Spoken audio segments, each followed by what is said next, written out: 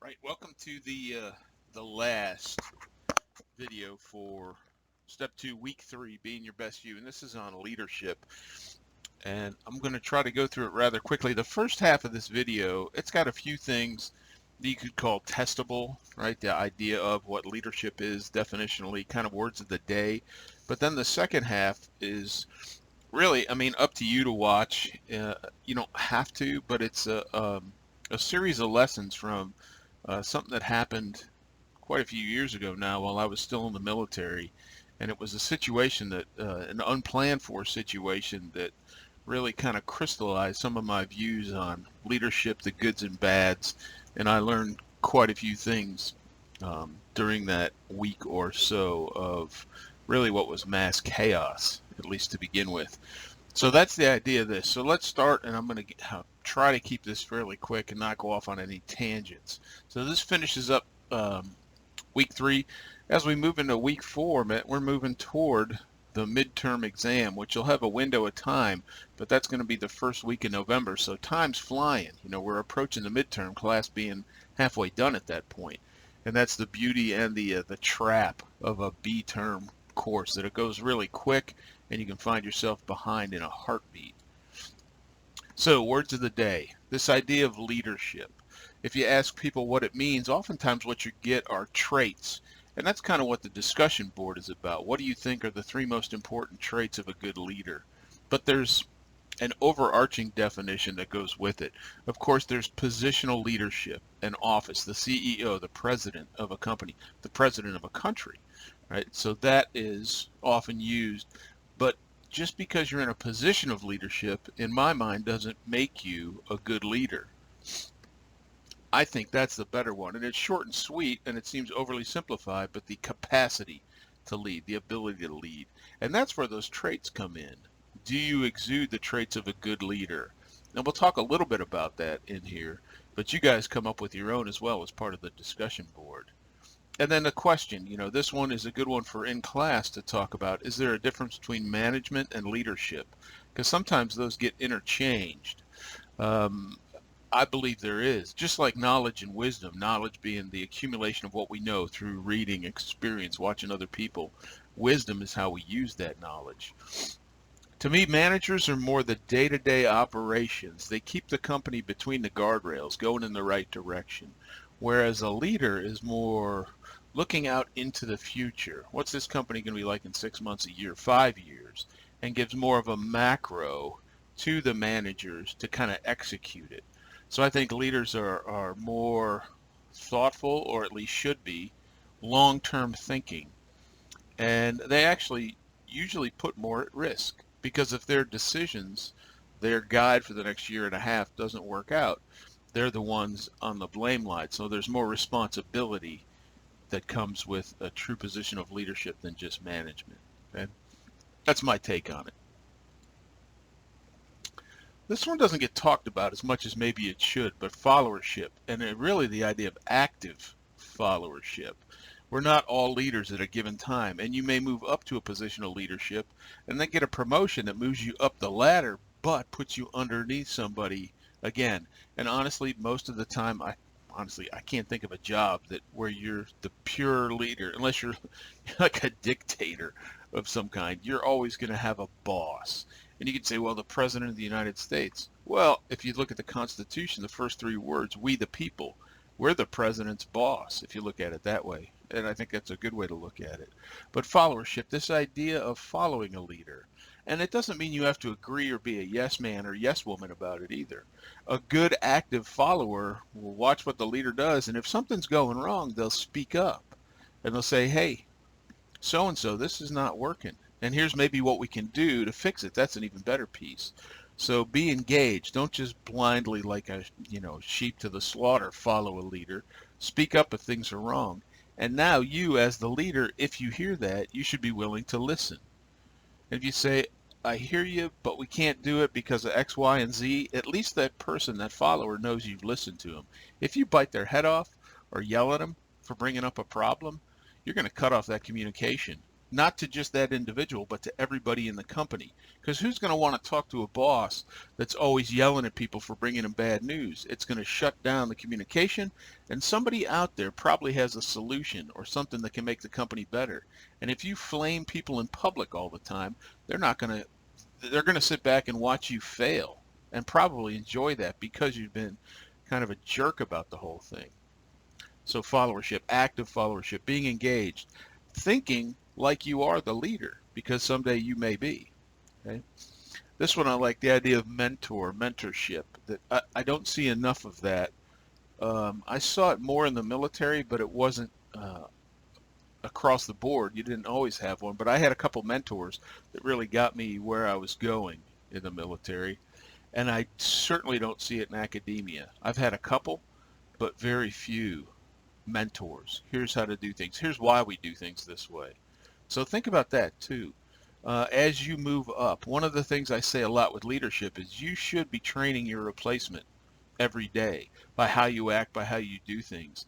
And if all of a sudden you get in a car accident and you're not at work for the next 2 weeks and the company starts falling apart, you haven't done your job as a leader because you haven't trained your replacements and you haven't given them the freedom to make decisions. Okay, so a trusted counselor, be a mentor, bring up, train your replacement, right? And then spin, this is just kind of it's a ubiquitous, it's everywhere nowadays, where truth has become repetition. And spin, this really kind of came to the fore, I want to say under the Clinton administration, but to present information only that is favorable to you or your position, as opposed to objective facts, the goods and the bads about what's going on, right? And we see that all the time. And the 24-hour news propaganda channels, it seems like that's all they do. They present one side of the argument, being the conservative or liberal, depending on, CNN or Fox. But I said I wasn't going to go off on a tangent. So I asked this question, and it was more, when I did this class online last year, we were in the midst of the 2020 presidential election. And this issue keeps coming up about voter fraud and how we have to change things because voter fraud is so prevalent, right? If you want to fill in the blank. Well, reality is it's not. The Blue Star videos, a little bit of a long explanation here, but I use this one all the time in history class as well because it's a guy that was a newsman, not a propagandist. Back when I was growing up, his name was Walter Cronkite, and he was much more objective, right? He brought in both sides of the issue, and he didn't always give his opinion. He told us here's the news. You decide how you see it. But he goes back in time. He was a reporter with a newspaper called Stars and Stripes. It still exists today, and it's a military-focused newspaper. And he, as a reporter, was traveling with the 3rd Armor Division, George Patton, as they moved from the French coastline after D-Day into Germany. And in that movement, they came across some of the concentration camps of Nazi Germany. And he explains why it's important for us as citizens to be informed about what our government's doing, what our leaders are doing. And it's the best explanation I've ever heard. And he talks about the German people and how they said, well, we didn't know what was going on. He says that's tough. You're responsible for what your government does in your name. And I know the news is always kind of bleak and dreadful. And yes, I get it. But being informed is also important. So do we know what our government's doing in our name? And different administrations are much different about how they promote that. If you go back to like FDR in the Great Depression, World War II, he had fireside chats. He used the radio, which was the new medium of the day, to communicate with the American people. I would say whether or not you think Joe Biden's doing a good job, I think he's done a few things, but man, there's some stuff that needs work. But I will say this about him. He is very communicative about what's going on. I mean, he's on the TV constantly. He has daily press conferences, which the previous administration did away with for over a year and a half. And the only interviews you got was when former President Trump was walking to a helicopter and you couldn't hear what he was saying. Okay? Is the media biased? I think I just answered that. Almost all media is biased in one form or another toward the liberal, toward the conservative side. There's nothing inherently wrong with that as long as you understand it. but is there another place to find objectivity? And I would argue that if you want to watch the news that has some objectivity, yes, it is a little bit liberally biased, is go to the PBS News Hour, where they actually bring in people from both sides of an issue, and they sit and they discuss it. They don't yell and scream at each other. And this website that's listed there, factcheck.org. As we get into the 2022 midterm and then the 2024 presidential elections, if you want to know that political speech or that debate, what was said that was right and wrong, factcheck.org dissects it with a microscope, and it's really good. And most of the time you'll find that there's maybe a small element of truth, but it's stretched to the breaking point, or it's just an outright fabrication, right? That's the idea of spin. So those are your words of the day. Voter fraud, almost non-existent. If you go look at some fact check articles, voter fraud, out of 1 billion votes, they found 31 documented cases. This is from a Loyola Law School study, which is fairly objective. So you do the math and you can see what the percentage is. So I put on there my head's in the way. You're more likely to win the lottery and get hit by lightning on the same day than really have voter fraud. And oftentimes it's a single case. There was one recently, a guy in Texas voted and then used his wife's registration to vote again. One out of the state of Texas, right? So it's overblown in the press that this is a problem. So these folks screaming about it have a solution in search of a problem that doesn't exist. All right, that's enough on my opinion. A couple quotes. I like this idea of leadership. Inspire people. Be a mentor, right? Be a leader that people look up to and say, I want to be like her because she does a great job. And in fact, one of the top 3 job, or maybe it was the discussion board, one of you had written about, you have a great team leader. That's super, because it's easier to emulate and see how well somebody's doing as a leader when they're a positive example. But if you have a terrible example, you go, I don't want to be like that person. And you don't do it that way. So I think you can learn almost as much from a bad leader as a good one. And I use a lot of quotes from Chinese philosophy. Lao Tzu, Confucius I use all the time. I like that one. The leader's kind of in the background. He's given those small course corrections. He's keeping an eye on what's going on, but he lets the people do the work. Here's what I need done. You guys go out and impress me with how you do it. Don't micromanage. That's really what that one's saying. And here you go. Here's some Confucius. I use this in my website as well. Exemplary. This is kind of the dichotomy that he usually writes with, or he did, right? This is a long time ago. Exemplary persons. That's kind of the term for people we want to be, people we look up to. They make demands on themselves. Petty persons make demands on others. And you've probably seen that in your life as well. And another one. Distinguished but not arrogant. Petty people are the opposite. They're arrogant but not distinguished. And there's a book, in fact, it's right here. This guy I've actually worked with a few times. It's called Humility. It's by David Bobb, and I think he's still the head of the Bill of Rights Institute. Excuse me. That's nice. Block my face. Up in Washington, D.C. And he writes about humility, and he uses several examples, Abigail Adams, Abraham Lincoln, Frederick Douglass, and George Washington. And he uses an anecdote in Washington's life where he, as a young he was a British soldier at the time in the French and Indian War, and he bumbles into a battle with the French and sort of starts the French and Indian War here on the North American continent, and he gets he is summarily defeated, let's put it that way, but he learns humility. And Bob writes a lot about how that's important in some of those, some of the best leaders that we've had. This is my favorite. I think this should be posted above the entrance to the White House, to Congress, to the Supreme Court, that leadership is, you're supposed to be making other people's lives better, not satisfying personal greed. And just think for a minute of how many leaders you can imagine or think of that they do the opposite. It's all about them and stroking their ego and satisfying their personal greed. Right? The primary function of government is supposed to be protection of its citizens. I don't see too much of that lately. It's more about them and getting reelected and keeping their donors happy. Oof, that was dark. Okay. My intent was, and this is on me, not on you guys, The discussion board traits, those have started to come in, but based on the timing, it goes through Sunday, and I'm doing this video on Friday, is I don't have a robust list where I can see, oh, these come up all the time. But what I will do is post that probably in an announcement of some kind that here was the most common of the 3 traits. And there's a whole bunch of them, right? Honesty, knowledge, communication skills, all of those things to make a good leader. So, bet on me. But can you think of a leader who exhibited your top 3 as you developed those? And one of the people I always look up to, and he was far from perfect, is Abraham Lincoln, and how he led the country through the most stressful time that can be imagined, a civil war, a country at war with itself. So think about that as well. And then does anybody in DC? And the answer, it's easy to say no, none of them. Of course, that's not true. There are some that are honest, that are empathetic, that put themselves in other people's shoes, but that seems to be very much in the minority, unfortunately.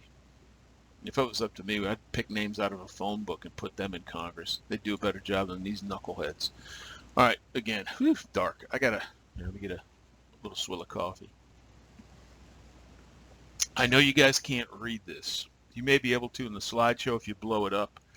The point of this was when I was selected to command a special operations squadron, one of the things that Special Ops did that I thought was an excellent idea was they brought all of us in, Army, Green Beret, SEALs, we in the aviation business, Marine Corps, and the commander at the time, Brian Brown, General Brown, sat down with us and he gave us this to read through. And one of the things in there is, do you really want to be a leader? Or do you just want that resume bullet?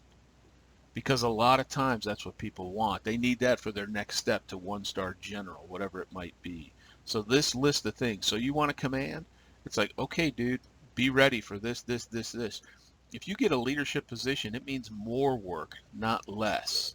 And I think people get that mixed up. Oh, I got a promotion. I'm now in charge. I can kick my feet up. No, if you're doing that, you're doing it wrong. Okay? So that's why that's on there. Communications is I think it's one of the key traits of leadership. Is it about me, me, me, me? Is it about you? Is it about us? Is it about the relationship between the leaders, the managers, the followers? So maybe it's that we're all in this together. If the company fails, we all go down with it. So think about that. And there's 3 basic styles. The text kind of talks about this a little bit. They're not that cosmic, really. The aggressive, the shoot the messenger is kind of the colloquialism it's called. That if somebody brings you bad news, you shoot them. Not really, but you yell at them, you scream at them. Remember what I said about that. You're going to cut off your communications. So the passive, oh, it's all cool, dude. Sometimes people think, well, that's a great leader to work for. He's just cool, laid back.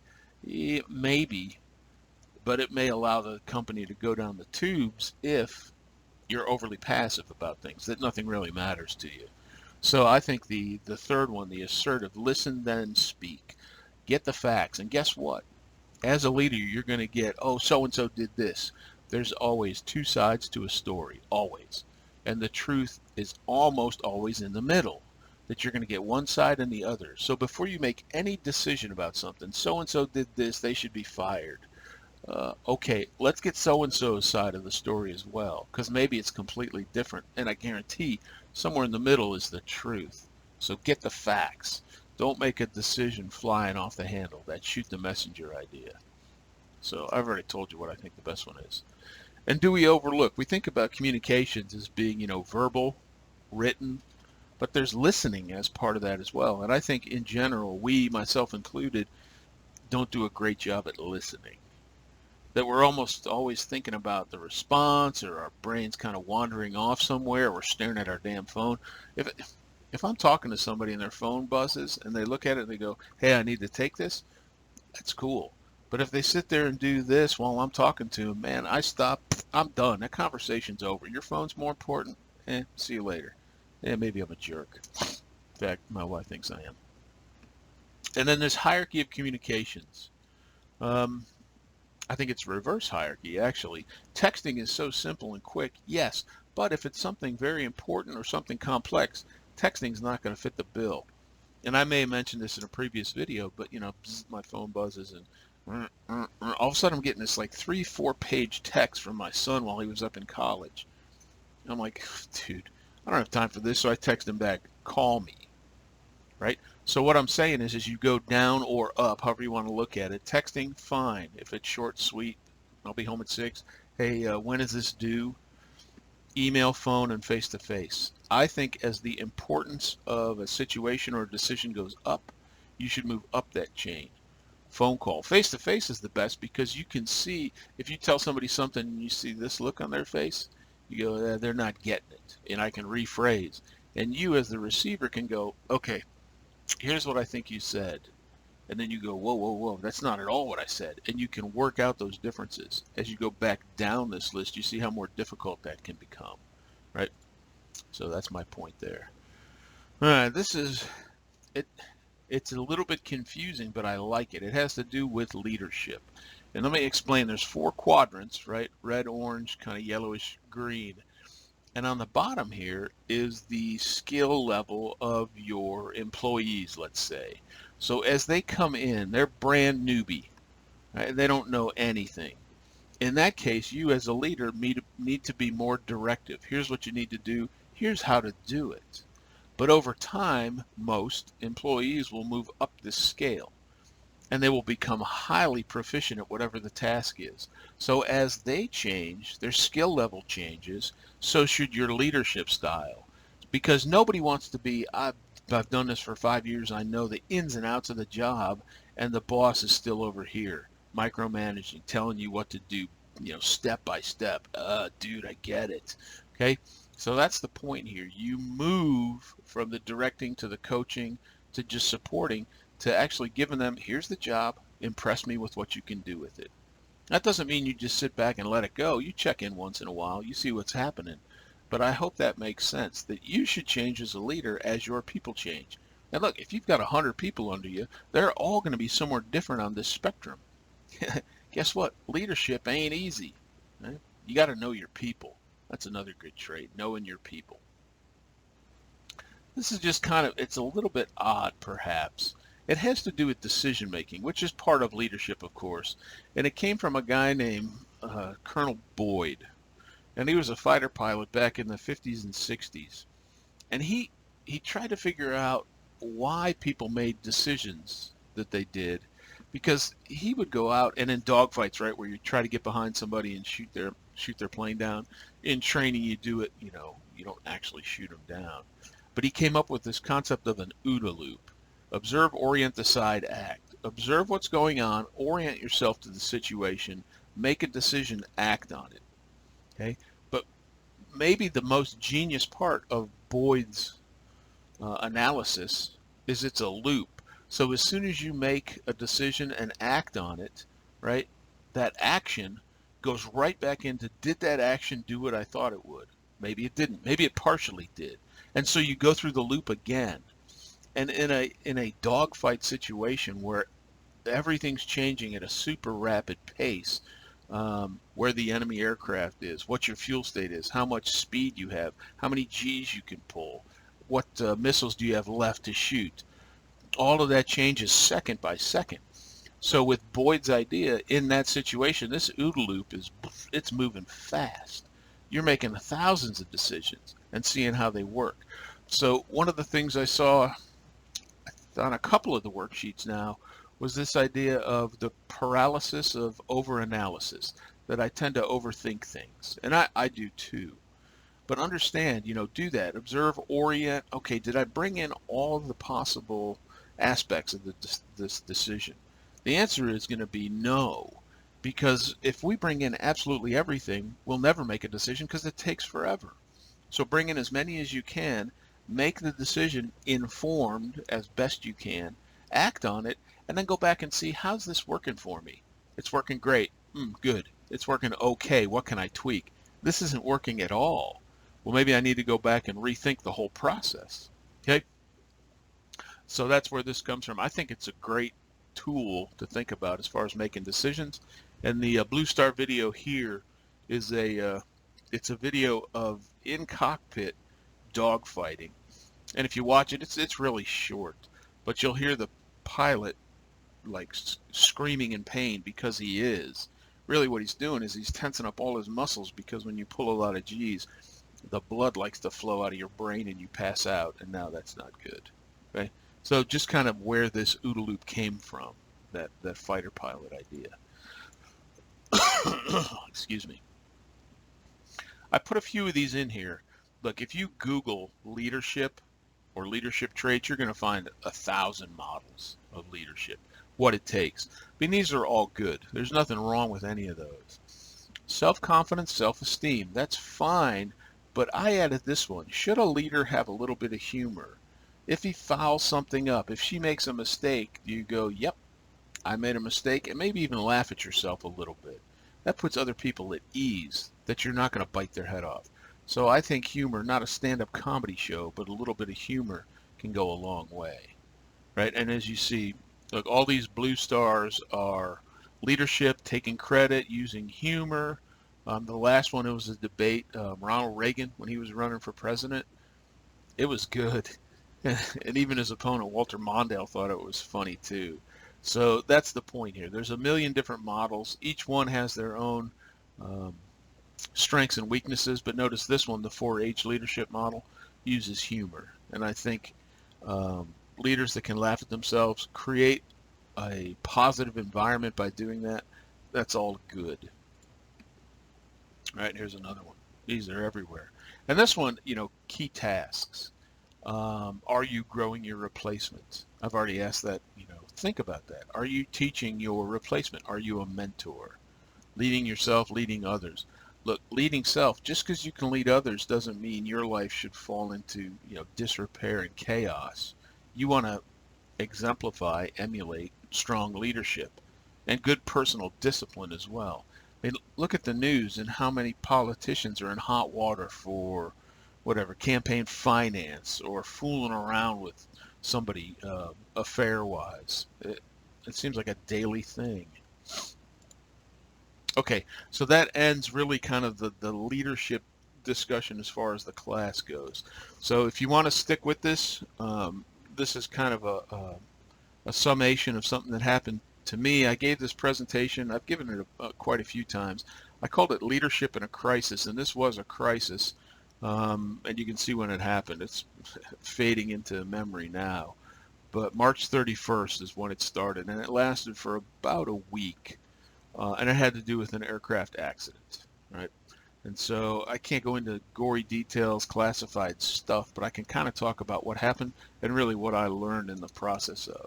So any good presentation, I've just taken this and plugged it into the presentation.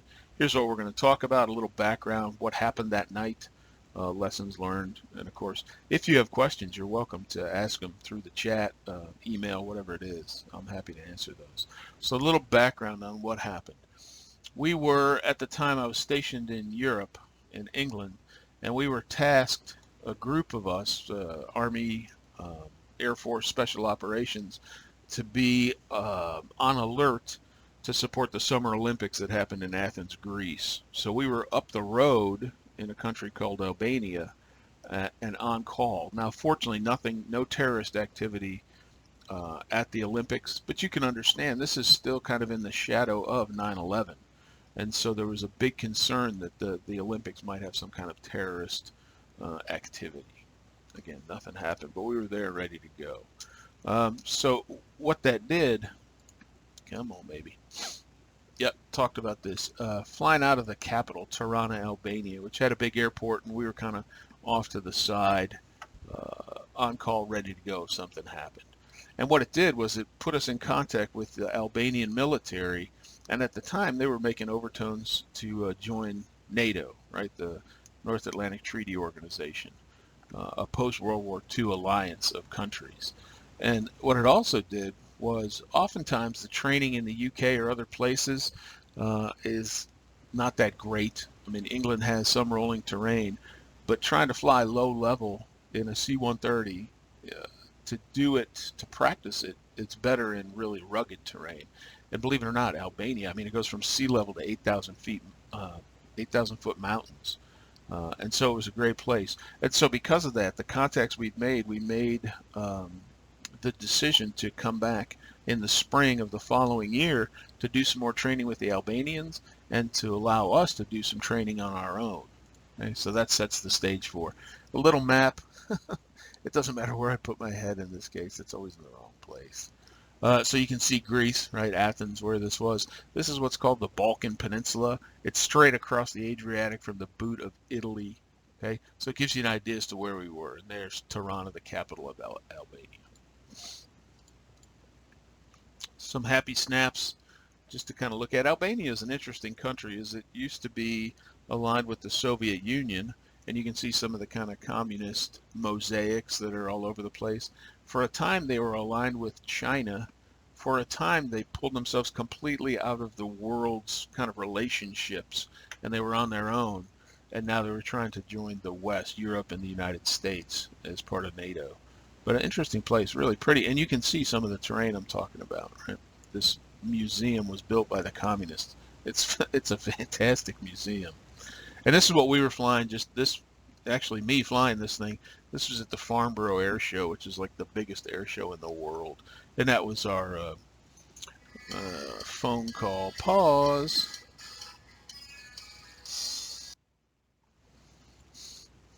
That was the War Department. That's what we used to call it when the wife called when you were at work, right? Yeah, so these are some of the assets we had. MH-53 helicopters, etc. Anyhow, so that gives you an idea as to what we were flying in support of this anti-terrorism task force. All right, this is like alphabet soup, so not that critical. The Blue Star video is a video of one of the things we worked on, which is landing with no lights whatsoever, because we had night vision goggles, infrared sensors. It's an okay video. The lights on the runway are still on, but it gives you an idea as to one of the things we were training for. And so when we deployed to do this exercise with the Albanians, you've got to come up with, here's what we want to work on. So it's not just a free-for-all. So one of the things was working on mountainous NVG, night vision goggle, low-level training, because we don't get much of it in England at the time. So it was really good. And there were some other things. And this is actually the slide. I've declassified. I've taken anything off that's classified. But one of the things I told my crews was the terrain is significant and it will bite. And I meant that in that don't get behind, right? Don't let the airplane get low and slow when you've got to come up and out of a significant piece of terrain. Right? So think ahead. And also think about, can I get out of this terrain if one of the 4 engines fails? Because you don't want to lose an engine, which can happen, and now means you crash into the side of a mountain. That's no good either. So you got to be really thinking ahead, right? And then we were going to do some of those blacked out landings, some airdrops, right? Dropping parachutists, things like that. So that was our goal. And return with crews ready to go to war. And that was the idea. So a couple of the places I've mentioned, the airfield just outside the capital of Tirana. We were using these were old Soviet airfields. This was a place where we did airdrops up at Jadar airfield. This town will become relevant here in a minute. And there was another abandoned runway down in Kokova where we were doing some of these come in with no lights on. And it was truly blacked out because it was abandoned, right? And then Gromps, you'll see that as well as we move through what happened. So this is one of the navigation maps we use, and you guys don't really, it doesn't matter, the distances involved, they're not really huge, but the point was, look at the size of these mountains, because you're coming up from sea level on the Adriatic, and notice how quickly it becomes very rugged terrain, up in the range of 8,000 feet. And again, here's Kokova, where we were doing blacked out landings. There's that city called Gromsch, Elbasan, and where we took off from. This is just a picture of what the airfield at Kokova looked like. These are old abandoned Soviet fighters that are just all over the place because they're, Albania once upon a time was part of the Soviet Union. They're just sitting there. Okay, so the events of that night. This was we got there on the 28th of March, and we'd done a daytime survey, just going out and see what the low-level routes look like. And this was our second night training mission. And I was upgrading a new aircraft commander, a new pilot. And it was a female. She was really good pilot, in fact. And she became an aircraft commander after this, shortly after this exercise. Both. So we had my squadron and we had our sister squadron also located in England. And on that second night, we both had a small maintenance issue, which isn't unusual. These planes are pretty complex. So maintenance is there. They're trying to fix whatever's wrong with the airplanes. And so we get out of the seats and go talk with our sister squadron, their call sign Wrath 11. So they were working on a maintenance issue as well. Now ours got fixed before theirs, and so we get airborne. That was our call sign, Shadow 16, right before sunset. Right, and so we go out and do some training. We're heading down to do those blacked out landings at Kokova. And when we took off, our sister squadron, the Wrath aircraft, was still on the ground. They're still trying to fix whatever was wrong with them. Okay, so we do that. We do a short low level over to that airfield, and we're doing multiple.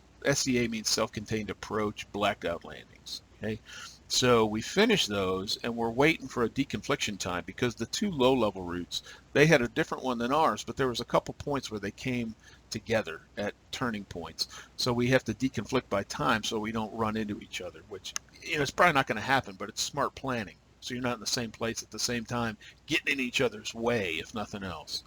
And as we're finishing up doing those self-contained approaches, I just caught a glimpse of Wrath 11 kind of booking across near that town Elbasan, across the valley and heading into their low level. So it's like, okay, they're a little bit off schedule, but I know they're airborne, and so now we can tuck in behind them and fly our route. Okay. We do, to kind of gap ourselves a little bit, we decided, well, let's do one more self-contained approach just to give them a little head start. And so we're doing that, and in the traffic pattern, I catch out of the corner of my eye this big flash, right? And it's, I estimate about 50 kilometers away. I'm not sure. And I remember commenting, man, that looks like a volcano. And it wasn't there on the previous pattern that we had done. Now, random fires in places like Albania, it's not unusual, you know, people burning debris, things like that. So it didn't really, nothing clicked in my mind. I just thought, you know, okay, somebody's burning a bunch of debris. And so here, this is Elbasan. This is where I saw Wrath 11 coming across this valley heading up to their low level. There's that town Gramsh again.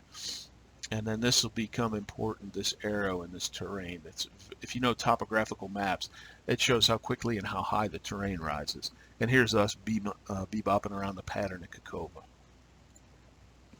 Those are the two low-level routes, and you can see that deconfliction point because of, you go a little bit further off to the side and the actual boundary of Albania, you start moving into like Montenegro, places like that. And you can't just fly into other countries' airspace. It kind of can get you in hot water and or shot down.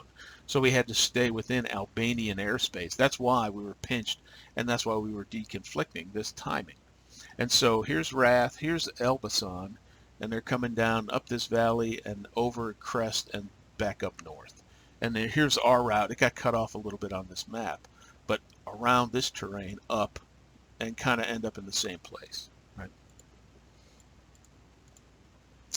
So that's what we're following, that red line up and around to the north side where we're going to do those airdrops. And it's about an hour and 45 minutes down in the terrain practicing low level. As we get up to that airfield, there's a beacon. It's boo, boo, boo. It's really loud, and it comes on and it blocks all the communications.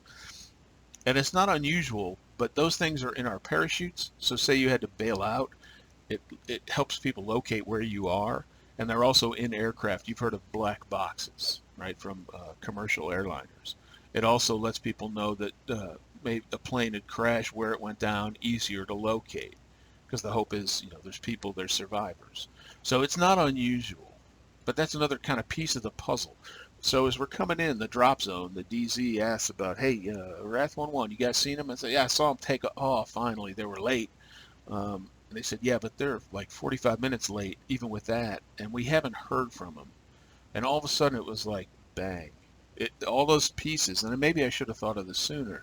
It's like, okay, we have the emergency locator transmitter, the beacon, the fire. Nobody's been able to talk to Wrath 11. It was like, oh my God, those guys crashed. Hey, in fact, that's what happened. So I called back to our command and control element and said, man, I don't know, but I think this is what has happened. So we landed at the airfield, picked up the drop zone people, the guys running the drop zone, and head back to Tirana um, to try to figure out what to do. And I called our sister squadron, the commander there, and I said, why don't you just get a fuel truck out there, fill us up, and we'll go on. We'll take off, even though we've been up for a long time, and see if we can't raise anybody on the radio and kind of guide the rescue effort, because I sort of knew where it was from our previous training. So that's what happens. They fill us back up. We're back airborne, and this is some of the terrain, because as we're taking off, they're putting together a ground party to try to get to the crash site, the suspected crash site at this point, and see what's going on. And that's the kind of terrain and roads they had to deal with. So that's why us getting up and overhead was a whole lot easier. So what's the situation? This is where it gets into leadership. And we'd been flying for quite a while. We've been up for a long time, and there's limits on how long you can actually fly, because people get tired, mistakes get made. And so it's called crew rest or crew duty day, and we were going to go way over it by doing this. And I was prepared, if I had to say, look, guys, this is an order. We're going to do this. But I didn't have to, because what I did was say, here's what the situation is. Here's what's the best thing in my mind. Any other thoughts on it? And I got a couple ideas, but basically everybody bought into, and they were like, let's go. Let's do it. Let's help out our sister squadron. Let's see if we can't find somebody alive up there. Okay? So I didn't have to say that's an order. And in my 22 years in the military, 3 times I can think of, I had to say that's an order. And one time it was because something was super critical. We had to get in and get a SEAL team out of hot water. One time it was just a guy was losing his mind. He was like a young crew chief, and he started freaking out. And it was just an exercise. It wasn't even a real operation. I had to say it to kind of snap him back into reality. Okay, so we're airborne again. Found the crash site pretty easily. It was still burning, and we knew where it was in relation to where we'd been flying.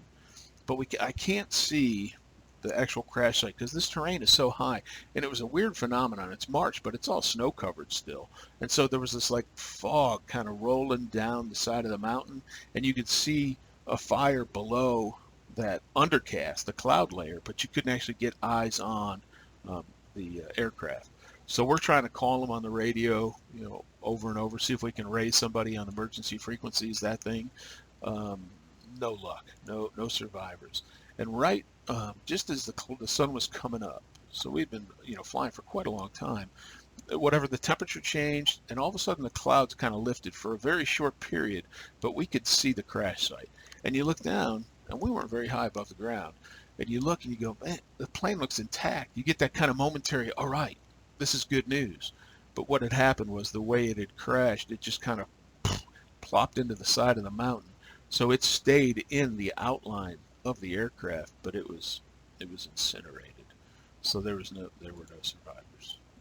So we get back to the airfield. We've been up for a long time, and the guys on the ground are just getting up to the mountain. So that kind of sets what's going on. Okay, this is where the work really started. As I got off the airplane, you walk into this chaotic situation. And the first thing in the back of my mind was like, man, one, I was tired. And two, is like, I just don't want to do this. But I tell you, never let your troops, let your people see you lose hope. Because if you do, they will. And as soon as you go, I can't do this, what are they going to do? Same thing. So yeah, it may not be pleasant. Of course, I mean, this is the most unpleasant you can think of. But it needs to be done, and it needs to be done well. So don't let your troops, your employees, see you lose hope. Oftentimes what I see is people try to push right back into normal when something like this happens. Normal is over when a catastrophe happens. So don't waste time trying to put the pieces back together to normal. Get through, fix, get the situation solved, then go back, look at what happened, and come up with a new normal. Okay? I hope that makes sense.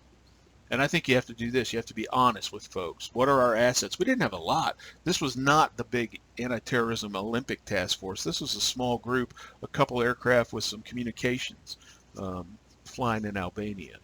So I had to assess, what do we have? What do we have asset-wise? What do I need to make this happen? Because that's the delta. And if you don't have it, you need to get it. Okay? Hope for the best, but plan for the worst. And I would admit we had not. Right? We had not planned for the worst. This was the worst. And so we were behind the power curve. Okay? And what do we need? What do we need now? We needed site security and recovery, because these airplanes are full of highly classified equipment, information, etc. So we need somebody up on that mountain to secure the crash site and start the recovery process to get our brethren off of the side of the mountain and back home so that they can be put to rest. Okay?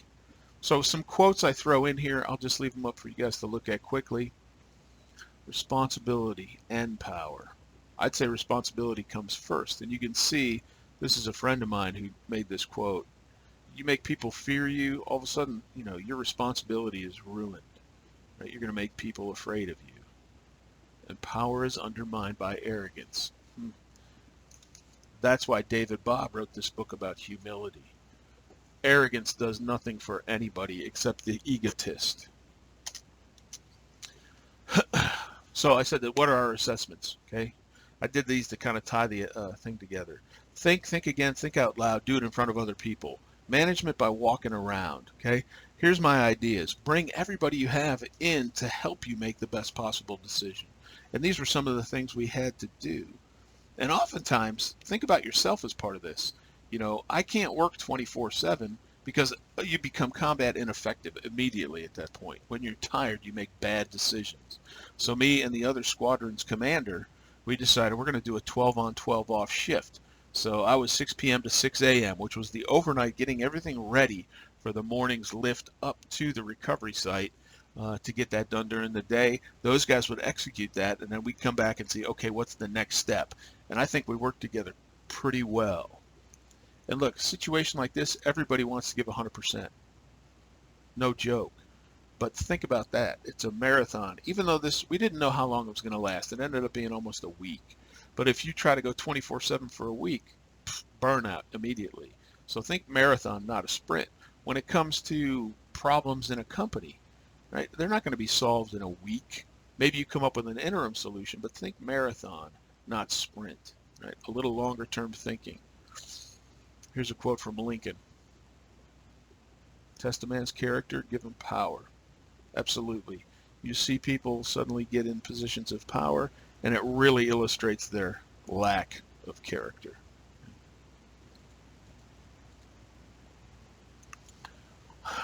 Remember the OODA loop? That's why I put it in there. What's going on? Orient yourself. What assets do I have? What can I do now? What can I do tomorrow? Decide on it. Make an action. Here's what we're going to do. And then see how it's working. No, we need to tweak this. No, this is working well. And I would submit that an absence of a decision is often worse than a poor decision. If it's really bad, I get it. It's not a good decision. Things aren't working right. But at least if you have a decision that's not working right, you have a point of departure. You can fix it from there. No decision is chaos. And people are looking around, hey, leader, hey, colonel, what are we supposed to be doing?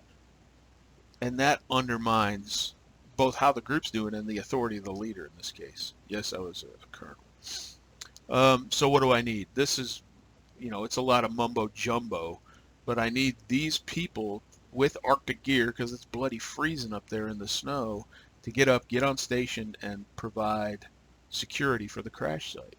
Okay? And to get them there, I needed helicopters. And so this whole coordination effort, man, I can't say enough about the Army guys and their Blackhawks. They were absolutely fantastic. Everybody involved in this did a superb job. Made my job easier. Leadership by walking around. That's what I mean by think out loud, bring other people in. Let your troops see you working your butt off. Yes, but you can't do it alone. So bring in experts. Hey, comm guys, can we get a SATCOM, a satellite communications site, up on the mountain so we can actually talk back and forth to each other? Because line of sight normal radios ain't going to get it done. Hey, maybe not the best example. This was the tank commander for the Nazis in World War II. But he has some good quotes on leadership. Let's give him that. Never spare yourself. Don't sit around with your feet up and let everybody else work their butt off. Set an example.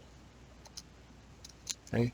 Comms are critical. I've said this before. I don't think I have to repeat it. Don't bite people's heads off. Man, when you're in a stressful situation, it is really easy to do that.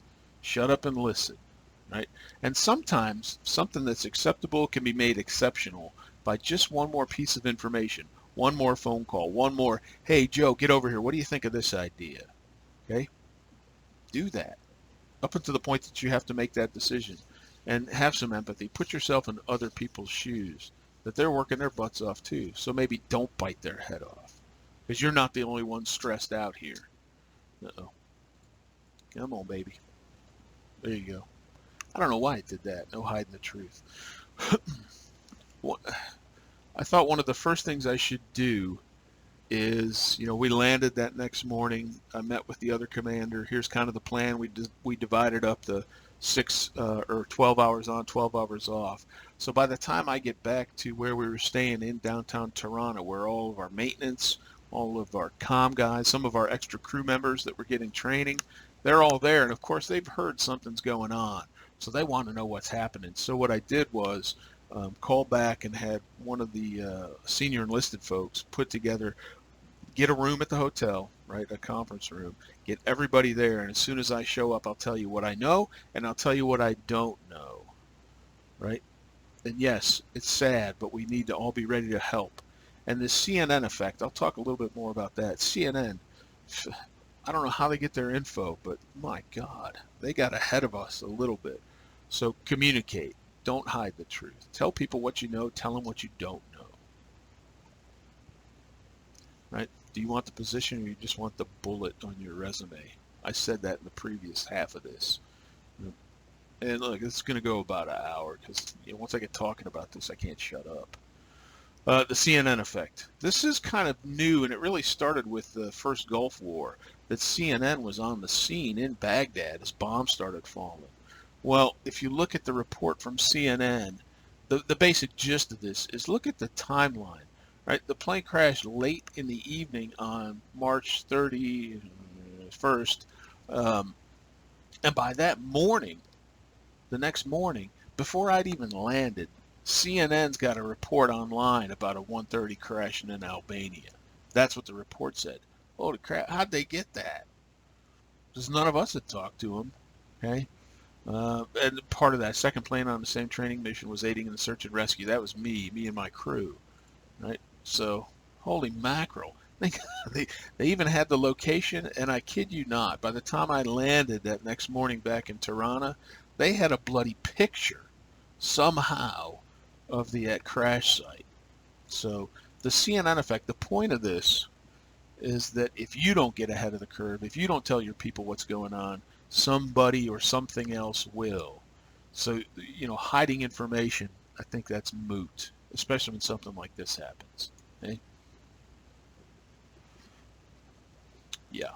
People that bite other people's heads off, people that yell and scream as leaders, generally they're hiding their own incompetence. I agree with that 100%. No one to lead, no one to follow. Yes, you're in charge, but sometimes you give up that to the expert in whatever it is. Comm guys, here, help me figure this out. What can we do? Okay? Be smart enough to speak up, and be smart enough to shut up and listen to the folks around you. That's wisdom, right? You're going to have a lot of priorities, something like this especially. But even if the company's struggling with something, there's going to be a lot of inputs coming your way. So I would say, one, stand up for what you think is right. And that's what I mean by be prepared to fall on your sword.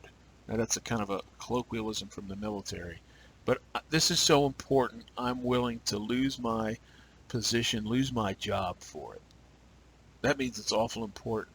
And one of the things, just as an example, that next morning, I get in, and who's one of the first ones to show up is the freaking U.S. ambassador shows up, and he's like, I got to be on the first helicopter to get up to the crash site, blah, blah, blah.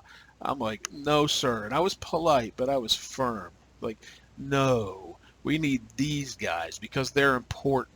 I get it. You're the ambassador, but you're not important. Not on the first lift. We'll get you up there. Promise. But not now, right? And you had media all over the place, of course, and dealing with them can be kind of a circus.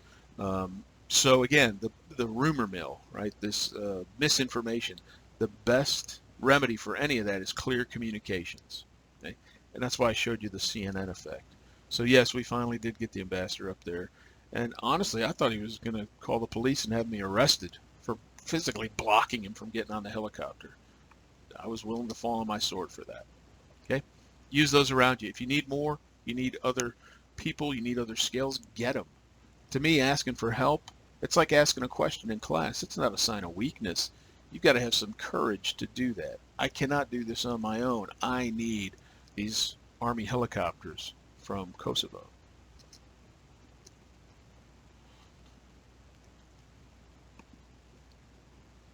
You want to undermine an organization? Selectively enforce standards. My buddy Joe here, he can slide. He doesn't have to follow the rules, but you do. That'll destroy a unit quicker than you can imagine. Said this in my own words, kind of train your replacement. That's what this general is saying as well. Create new leaders. Be a mentor. Be a positive example that people look at you and go, man, I want to be like that girl. I want to be like that guy. All right, getting toward the end. Everything has to be above board. One of the things I've used in my whole life, military, civilian, is that if I could justify why I was going to do something to my boss, I would imagine myself standing tall in front of the man, as we'd say, right? Going into the two-star general's office and saying, hey, here's what I did, here's why I did it. That's always worked for me. And also, part of being a leader is knowing when to throw that decision up the chain of command. That maybe that's not a decision you should be making. When a crisis happens, oftentimes everything's in your lap. Okay? And I said I was waiting to be detained. I was waiting to be arrested from the ambassador, but it didn't work out. I think he finally got the idea as well. Be ready for wild cards. Strange things can happen in a crisis as well. This one, it was personal. I'm just going to talk through my dogs. The schools, right, the Department of Defense schools on these military bases back at our home station in England, they thought it would be a good idea to put out an announcement that there had been an accident in Albania. A C-130 had crashed. Now there was more than one C-130, and so my kids were both in school, and so they get this announcement, and my youngest son, it just wigged him out, right? Because of course he thought it was me. And so I'd had a chance just for a second to call back home. Hey, I'm fine. I'm going to be super busy. I can't tell you the details, blah, blah, blah. And so my wife ended up having to play that little voice recording, right, back in the day, your old voicemail, over and over to get him to calm down. I think the school had the best intentions, but the way it came across was just terrible because they didn't have enough detail, nor is it their job. We got to notify the next of kin first, and then we start that process. Stay a human being. I've said this, right? It is stressful, but it's not just stressful for you. It's stressful for everybody. Change is stressful. So don't think you're the only one going through it. And again, it makes people, they can act sharp, right? Biting people's heads off because of stress. Stress does weird things to people, believe me. And kind of screen for your troops. Let them do their job. Much stuff hitting the fan. That's where it goes, praise in public, punish in private. I've got a really good example that I'll end with. And it's this. I won't use his real name, but one of the guys, I'd flown with him for years and years. He's a really good dude. It was after a long day. We'd been at this for 3, 4, 5 days now. And finally, the site was secure, and now it was time to start getting the remains off of the mountainside to get them back to the airport in Tirana to take them home for the memorial services that they had planned. And so Frank comes up to me. He goes, hey, what are we going to do when that first helicopter lands back here? And I was kind of short. I was tired. I was stressed out. And I said, what do you mean, man? That we're going to pick them up. We're going to put them in the ambulance. They're going to put them in the morgue until we get, all the remains, and we're going to send them home, blah, blah. He goes, that's not what I mean. He goes, what are we going to do? And I was like, wow. I'd been so busy with all of the goings on of this recovery mission that I didn't even think about it. I go, damn, Frank, that. And he goes, don't worry about it. I got it. And so he asked me the question, but he had a solution in mind. And so what we did was when the helicopter landed, he, I, and a couple other of our troops marched out to the helicopter. Um, Somehow, I don't know, this guy was like a magician at getting stuff. We put an American flag over the body bags. We carried them off, set them down into the ambulance, and then saluted. And it was simple, but it was important. And he thought of that, and I hadn't. And had I cut him off or been, overly sharp about it, it wouldn't have happened. So be approachable. And I was kind of borderline not, but it was the least we could do. Right? Yes, communicate.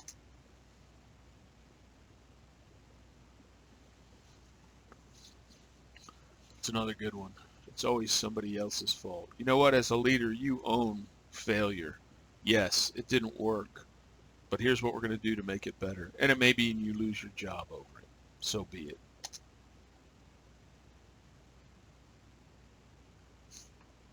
Listen, think, then speak. So,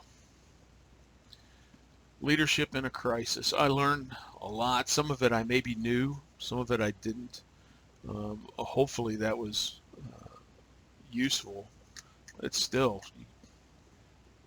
as if it happened yesterday when I go back. And I haven't really, I don't talk about this a lot with folks, but it kind of distills down some of the things I think about leadership. And a good presentation has references. Okay, so that wraps up the Being Your Best You. Again, not a lot of that's testable. Hopefully you stayed with me through the second half of it and learned a couple things. And I will get on the stick and we'll start posting week 4, which will be step 3, working with a team, which leadership is it's a good segue, a good introduction into that. And I'll get started on that in the next day or so. So keep the questions coming, keep the comments coming, and I will see you in the next video.